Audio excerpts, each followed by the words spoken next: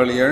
మనం ఇంతకు మునుపు యోహాను సువార్త 14వ అధ్యాయం చూసాం. And we saw what Jesus said, that you can do the works that I do.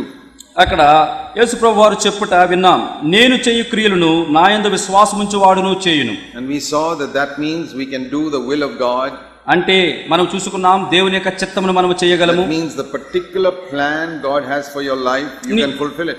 దేవుడు నీ జీవితం కొరకు నిర్దేశించిన ఆ యొక్క ప్రత్యేకమైన ప్రణాళికను ఎరిగి దాన్ని నీవు నిర్వర్తించటం. At the end of Jesus' life, యేసుక్రీస్తు వారి యొక్క భూ సంబంధమైన యాత్ర చివరిలో he said these words in verse John 17 verse 4. యోహాను సువార్త 17వ అధ్యాయం 4వ వచనం ఈ మాట పలికారు.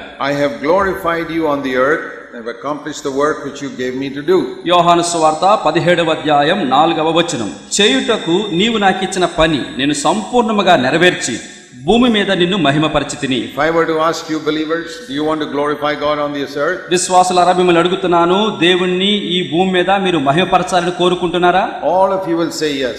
మీరందరూ అవును అని చెప్తారు. But how to glorify God on the earth? అయితే భూమి మీద మనం ఉండగా దేవుణ్ణి ఎట్లా మహిమపరచగలం? How did Jesus glorify God on the earth? యేసు ప్రభువు వారు ఎట్లా మహిమపరిచారు ఈ భూమి మీద దేవుణ్ణి? It says here, I glorified you by finishing the work you gave me to do. చేయుటకు నీవు నాకిచ్చిన పనిని నేను సంపూర్ణంగా నెరవేర్చి నిన్ను మహిమపరిచాను భూమి మీద. Jesus was not like Martha, just doing something for his father.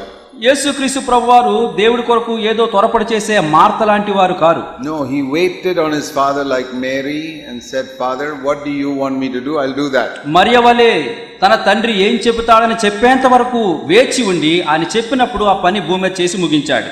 There are hundreds of lakhs of things we can do on this earth for God. దేవుని కొరకు భూమి మీద వందల కొలది వేల కొలది లక్షల కొలది పనులు మనం చేయగలం. But it's only one particular part of that which God wants you to do. అయితే చేయడానికి అనేకమైన ఉన్న ఒక ప్రత్యేకమైన పని నువ్వు చేయమని దేవుడు కోరుచున్నాడు. And that is what many Christians don't understand.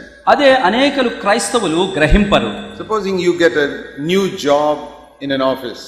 ఒక ఆఫీసులో ఒక కొత్త ఉద్యోగం నీకు దొరికింది అనుకోండి. And you report the first day for your work. ఆ పని కొరకు ఉద్యోగంలో జాయిన్ అయ్యి మొదటి రోజున నువ్వు వెళ్ళావు. And you don't go to the boss and say, what is my job here? నువ్వు ఆ యొక్క బాస్ దగ్గర వెళ్ళి అయ్యా ఈ రోజు నేను చేయాల్సిన పని ఏంటి అని వెళ్ళకపోతే, without consulting him, you go and sit at some table and start looking at some files, and then you go to some other place, some other table, and do so many things. నీవు నీ అధికారిని కలవకుండా అయ్యా నేను వచ్చాను ఏం పని చేయమంటారు ఎక్కడ కూర్చొని అడగకుండా నీకు ఇష్టం వచ్చిన చోటుకు వెళ్ళి ఇష్టం వచ్చిన కుర్చీలో కూర్చొని ఇష్టం వచ్చిన ఫైళ్లు తీసుకొని ఇష్టం వచ్చిన పని చేయడం మొదలు పెట్టావు అనుకో, the first day itself they will sack you and send you మొదటి రోజే నియమించబడిన మొదటి రోజే నీ ఉద్యోగం నుంచి పీకి పంపిస్తారు. What do you do when you go for a job first day? మొదటి రోజు ఉద్యోగంలో జాయిన్ అయినప్పుడు ఏం చేస్తావు? You humbly go to the boss and say, sir, what is my job? What do you want me to do? ఎంతో దీనుడుగా నేను నియమించినటువంటి ఆ అధికారి దగ్గరికి వెళ్ళి అయ్యా నేను వచ్చాను నాకే పని చేయమంటున్నారు. He gives you what is called a job description. అప్పుడు నువ్వు చేయవలసిన బాధ్యతలు ఆ పనులు నీకు వివరిస్తాడు. These are the things we are going to pay you for. You have to do all this. ఇదిగో ఈ పనులు నువ్వు చేయాలి అందుకు నీకు జీతం ఇస్తామంటారు. And instead of doing those 10 things, you go and do so many other things in the office. ఆయన చెప్పిన పనులు విడిచిపెట్టి నీకు ఇష్టం వచ్చిన పనులు వేరే ఆఫీసులో చేస్తే don't blame them if they send you home saying we don't want you. వాళ్ళు నువ్వు మాకొద్దు ఇంటికి వెళ్ళిపో అంటే ఏంటి నన్ను పంపించేస్తారని వారిని నిందించకండి. But this is exactly how so many people are serving God today. వాస్తవానికి అనేక మంది క్రైస్తవులు దేవుని సేవిస్తూ మేము ఇట్లాగనే సేవిస్తున్నాం అనుకుంటున్నారు. People say go and do something for God. దేవుని కోసం వెళ్ళు ఏదో ఒకటి చేసేయి. It's like going into an office and saying I've got to do something in this office. ఇది ఎట్లా ఉంటుందంటే ఆఫీస్కి వెళ్ళిపోయి మన ఇష్టం వచ్చిన పని చేసేసినట్లు ఉంటుంది. There'll be confusion in that office if everybody does what they want to do. ప్రతి ఒక్కరికి వాళ్ళకి నచ్చింది వాళ్ళు చేసేస్తూ ఉంటే ఆఫీసులో గొప్ప కలవరం వచ్చి పడుతుంది. That is the confusion in Christendom today. ఇప్పుడు క్రైస్తవ లోకంలో కలవరానికి కారణము ఇదే కారణం. If you want to glorify God on the earth, ఈ భూమి మీద దేవుని నువ్వు మహిమపరచగోరితే you must not go around doing something for God here and there. దేవుని కోసం నీకు నచ్చింది ఇటు అటు పరిగెత్తి నువ్వు చేయకూడదు. You must not even join the church you feel like joining. కనుక నీకు ఇష్టం వచ్చిన సంఘానికి పోయి జత కలవడం కూడా నువ్వు చేయకూడదు. You must do what God wants you to do. దేవుడు నిన్ను పిలిచి నిన్ను ఏం చేయమంటున్నాడో అది తెలుసుకొని నువ్వు చేయాలి. You must finish the work that God has given you. చేయడానికి దేవుడు నీకు ఇచ్చిన పనిని నువ్వు తెలుసుకొని నెరవేర్చి ముగించాలి. And how can you know that? ఎట్లా తెలుసుకుంటావు? If you don't have time to wait on God, you'll never discover it. దేవుడి దగ్గర కనిపెట్టే సమయం లేకపోతే ఎట్లా నువ్వు పని తెలుసుకొని నెరవేర్చగలవు? There's a beautiful verse in Proverbs which God spoke to me many years ago. అనేకమైన సంవత్సరాల క్రితం ప్రభువు నాకు నేర్పినట్లు ఒక చక్కని మాట సామెతల గ్రంథంలో మనం చూస్తాం. Proverbs chapter 8. సామెతల గ్రంథం 8వ అధ్యాయం. Please listen carefully. జాగ్రత్తగా ఆలకించండి. Proverbs 8 verse 32 onwards. సామెతల గ్రంథం 8వ అధ్యాయం 32వ వచనం నుంచి. O sons, please listen to me.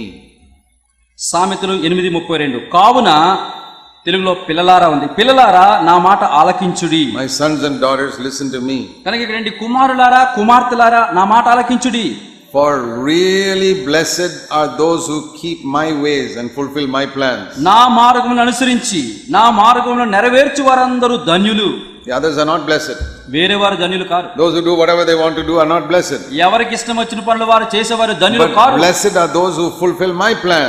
నా మార్గము సంకల్పమును నెరవేర్చు వారందరూ ధన్యులు. And so listen to instruction and be wise. కాబట్టి నా మాట నా బోధ ఆలకించి మీరు జ్ఞానులే నిలబడి. Don't neglect to listen to me. Don't neglect what I say. నేను చెప్పే మాటలను నిరాకరించకండి. Blessed is the man who listens to me. మరి నా మాటలు కనిపెట్టి వినేవాడందరూ ధన్యులు. Not the one who goes around like Martha doing so many things. Martha వలె అటు ఇటు చేసి పనులు చేసేవారు ధన్యులు But కాదు. like Mary who listens to me.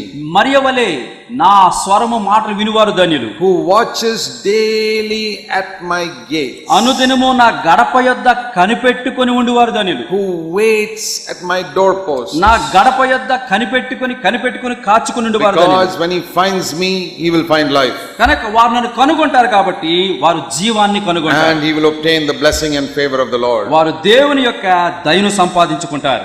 And those who don't do that, they injure themselves. Verse 36. మరి 36వ వచనం ప్రకారం ఎందరైతే అట్లా చేయరో వారు మరణాన్ని మరి తమకు తానే హాని చేసుకుంటున్నారు. In the margin of my Bible it says, the one who misses me hurts himself. కనుక ఇక్కడ బైబిల్లో రాయబడింది, మరి నన్ను పోగొట్టుకున్న వారు నన్ను తప్పించి మినహాయించి చేయువారు తమకు తామే హాని చేసుకుంటారు. You know, in some of these big offices, the big manager has got one peon sitting outside the door. మీకు తెలుసు కదా, పెద్ద పెద్ద ఆఫీసర్లు మేనేజర్లు వారి ఆఫీసు బయట కుర్చీ మీద మరి ఒక స్టూల్ మీద ప్యూన్ కూర్చొని ఉంటుంటాడు. He sits there. అక్కడ కూర్చొని ఉంటాడు. It looks as if he is doing nothing. మీరు అతను చూసారనుకోండి, ఏం చేయడు, అట్లా కూర్చొని ఉంటాడు. He is just sitting on that chair. అక్కడ బల్ల మీద కూర్చొని ఉంటాడు. You go 1 hour later, he's still sitting on that chair. గంట పోయాక మళ్ళా ఆఫీసర్ గది ముందుకెళ్ళు, ఆ గది బయట అక్కడ కూర్చొని ఉంటాడు అతను. What are you doing sitting here wasting time? ఆ ప్యూన్ నువ్వు అడిగారు అనుకోండి, ఏంటి ఇక్కడే కూర్చున్నావు, సమయాన్ని ఎందుకు వ్యర్థం చేస్తున్నావు? Why don't you go and do some work in the office? నువ్వు వెళ్ళిపోయి ఆఫీసులో ఇష్టం వచ్చిన పని చేసుకోవచ్చు కదా. He says, no, I'm paid to sit here. ఆ ప్యూన్ అంటాడు, లేదు నేను ఇక్కడ కనిపెట్టుకుని ఉండడానికే నాకు డబ్బు ఇస్తున్నారు. Inside, the manager presses the bell. లోపల నుంచి మేనేజర్ గారు కాలింగ్ బెల్ నొక్కగానే I go inside. Yes sir, what do you want me to do? లోపలికి వెళ్ళి, అయ్యా ఏం పని చేయాలి? Okay, take this file and go and give it over there. ఇదిగో ఈ ఫైల్ తీసుకెళ్ళి అక్కడ ఇచ్చేసిరా. And call that person here. ఇదిగో నాకు పలానా వ్యక్తిని ఇక్కడ పిలు. So he does that.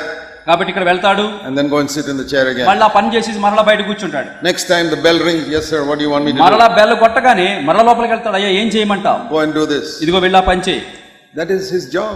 అతను ఆ పని అప్పగించబడింది. And he gets a good pay at the end of the month. ఆ నెల ఆఖరికి మంచి జీతం వస్తుంది అతనికి. But supposing he runs around the office doing whatever he feels like. ఒకవేళ బెల్ల కొట్టిన లోపలికి వెళ్ళకుండా ఆఫీసులో ఇష్టానుసారంగా వెళ్ళిపోయి ఎక్కడంటే అక్కడ ఇష్టం వచ్చిన పని చేస్తే They will send him home. వెంటనే బెల్ల కొట్టి బయట పంపిస్తారు. That is what God wants us to do. Blessed is the man who waits at my doorpost watching for me. అందుకనే దేవుడు అంటున్నాడు, అనుదినము నా గడప యొద్ద కనిపెట్టుకుని నా ద్వారబంధముల యొద్ద కాచుకున్న వారు ధన్యులు. That is how Jesus waited. యేసుక్రీస్తు ప్రభువు వారు కూడా దేవుడు ఏం చెబుతాడా అని కనిపెట్టుకుంటూ వచ్చారు. And that is the most blessed life you can live on this earth. ఈ భూమి మీద నివసించే ధన్యకరమైన జీవితం ఏంటంటే ఆయన కొరకు కనిపెట్టుకునే జీవితం.